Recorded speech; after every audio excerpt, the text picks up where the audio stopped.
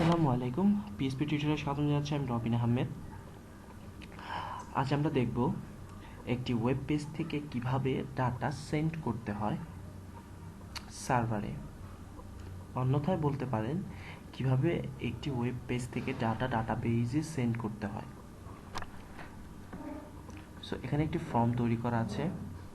আমরা সেই ফর্মের আউটলুকটা একটু দেখে নিই। আপনারা দেখতে পাচ্ছেন এখানে একটা ফর্ম, এখানে একটা লাইন যেটা আমি হরিজন্টাল লাইন দিয়ে রেখেছি। সো এটা একটা ফর্ম, এটা সাবমিট বাটন, আমি সাবমিট করেছি। আপনারা দেখতে পাচ্ছেন আমি যখন সাবমিট করেছি তখন ইনপুট নেম, দ্যাট ইজ এই ফিল্ডের নাম, এবং ইনপুট পাস এই ফিল্ডের নাম, এবং btn ইজিক্যাল টু সাবমিট, যেটা এই সাবমিট বটনের ভ্যালু আমি দিয়ে দিয়েছি, সেটা চলে যাচ্ছে। দ্যাট মিনস এটা ইউআরএল দিয়ে যাচ্ছে। কেন ইউআরএল দিয়ে যাচ্ছে? ফ্রম দুইটি মেথডে কাজ করে। দ্যাট মিনস ফর্মের অ্যাট্রিবিউট আপনাকে মেথড ডিক্লেয়ার করতে হবে যে আপনি কোন মেথডে ফর্ম থেকে ডাটাবেজ পাঠাতে চাচ্ছেন। আপনি একটু আগে যে মেথডটি দেখলেন এখানে হোয়াট চিহ্ন, দ্যাট মিনস এই ডাটাটা গেট মেথডে ইউআরএল যোগে যাচ্ছে।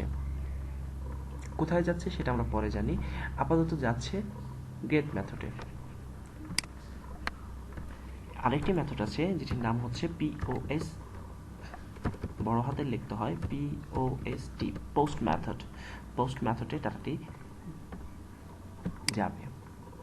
সো দেখুন যখন আমরা পোস্ট মেথডে দিচ্ছি আমার সাবমিট বাটন দেখবেন রিফ্রেশ হচ্ছে। দ্যাট মিনস যতবার ক্লিক করছি ডাটা যাচ্ছে, কিন্তু ইউআরএল কোনো পরিবর্তন হচ্ছে না। এটাই হচ্ছে পোস্ট মেথড ইউআরএল এ কোনো ইফেক্ট ফেলে না, বা ডাটা অবশ্যই পাস করে। আরেকটি অ্যাট্রিবিউট সেটা লিখতে হয় ফর্মের ভিতরে অ্যাকশন মিনস হচ্ছে আমি অ্যাকশন নামক পেজে, এখানে একটা পেজের লোকেশন হতে পারে, বা যেহেতু আমি ব্ল্যাঙ্ক রেখেছি এই পেজের লোকেশনই আছে, যে পেজে আমি পিএসপি কোড করব এটা, যাতে আমি ডাটাগুলা পিএসপির মাধ্যমে ডাটাবেজে সেন্ড করতে পারি। সো দেখুন আমার পেজে কোনো ইফেক্ট পড়েনি। সো চলুন, যেহেতু আমাদের কাজ পিএসপিতে কোড করা, আমরা পিএসপি কোড করা শুরু করে দিই। আমি এখানে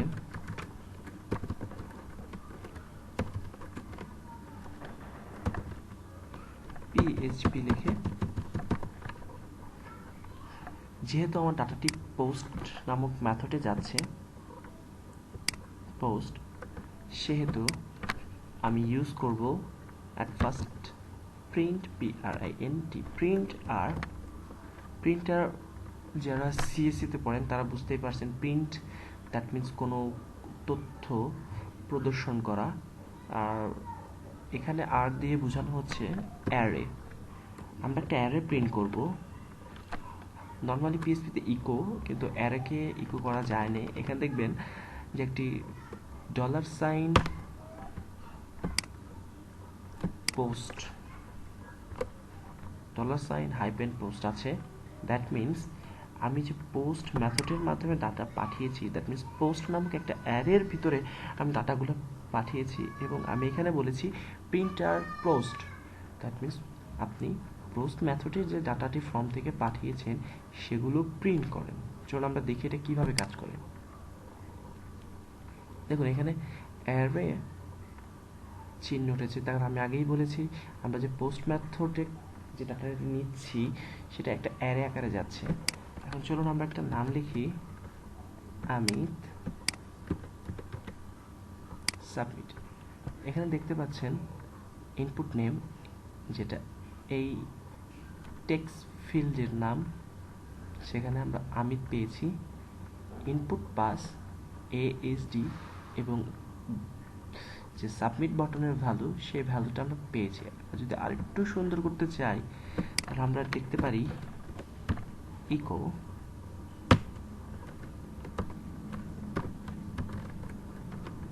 ফ্রি।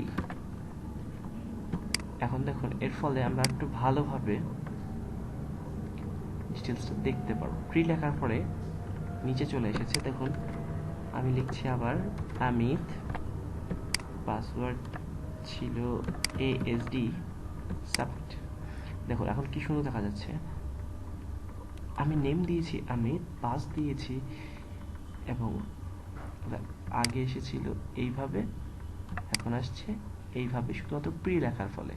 আমরা প্রি লিখব, দ্যাট মিনস আমি ফর্ম থেকে ডাটা পাঠাচ্ছি এবং পিএসপি দিয়ে সেই ডাটাগুলো ধরতে পারতেছি। দ্যাট মিনস আমার পোস্ট নামক যে অ্যারে আছে, এই অ্যারের ভিতর আমার এই ফর্মের সমস্ত ডাটা আছে। এখন আমি যদি বলি ইকো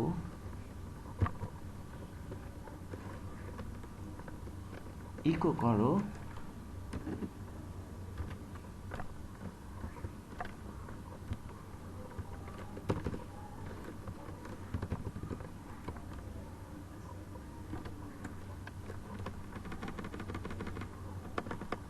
পোস্টকে, অ্যাকচুয়ালি পোস্টকে না, ইকো করো পোস্টের ভেতরে যে ইনপুট নেম নামে, চলুন আমরা একটা ইকো করে দেখি কি হচ্ছে। এখানে দেখুন একটা নোটিশ দেখিয়েছে আনডিফাইন্ড ইন্ডেক্স, দ্যাট মিনস এইখানে যে ইন্ডেক্সটা ছিল এই ইন্ডেক্সে আমি কোনো ভ্যালু দেইনি, যার জন্য এটা হচ্ছে। দেখুন আমি কি করেছি, আমি বলেছি যেহেতু পোস্ট মেথডে আমার সকল ডাটা আছে, শুধুমাত্র পোস্টের ভিতরে ইনপুট নেমে যে ডাটাটা আছে সেটা আমাকে শো করো। আর এই ইররটা এর জন্য দিয়েছে কারণ এখানে কোনো ডাটা সে পাচ্ছে না। আমরা আমির দিলাম এবং পাসওয়ার্ড দিলাম। এখন দেখুন আমার ফুল অ্যারে এইটা, আমি শুধু অ্যারের ভিতর থেকে ইনপুট নেমটা প্রিন্ট করতে বলেছি।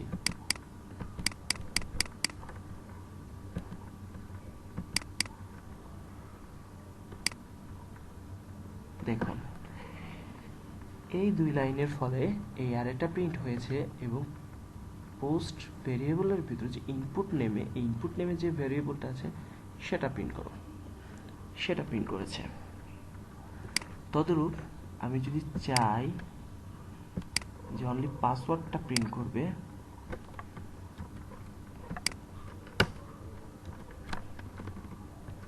ইনপুট